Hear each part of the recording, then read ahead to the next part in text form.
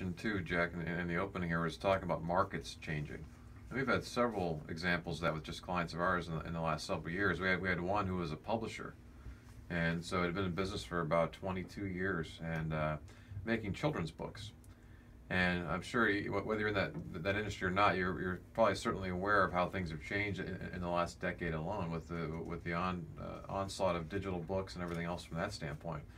So after 20 plus years in business, well, this owner had a couple of choices. He could just kind of throw up his hands and kind of fold things up, say, hey, the publishing sector is changing a ton. Or he could make some reinvestments and instead of thinking about themselves as a book publisher, to think about themselves a little differently in terms of a content provider, which is really what they're doing. It happened to be that they provide that content through physical written books, but they can take that same content now and repurpose it into an electronic format. So we had that, and it took a good couple of years, a little bit of a leap of faith, because knowing that here's how things are going to be changing, and to be able to, so being aware of that. So again, after 20 plus years into it, just want to, again, if somebody's thinking that, hey, it's going to get easier, and they get to that point, if you're thinking that's going to get easier, you're going to hit that wall, bam, run right, go right into it and say, you know what, I'm done. That's right, Adam. How many clients have we talked off the cliff, as we like to say? Right. They're ready to throw it all in, and here they had some smooth sailing, and the market turned on them. And it just, it's not even a freak of nature, it's to be expected. And if you do a pretty good job of planning your company, you're going to see those warning signs coming, and you're going to try to diversify your revenue sources, and you're going to be on top of those kinds of things. Good plans, and we aren't talking academia type plans.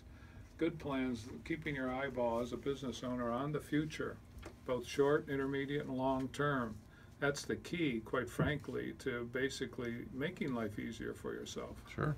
Well, technology is a big part of that too. Talk about the markets. We had another client that what he would do is his business for almost 30 years was they would collect little postcards and business cards that their clients would get from trade shows as far as different leads.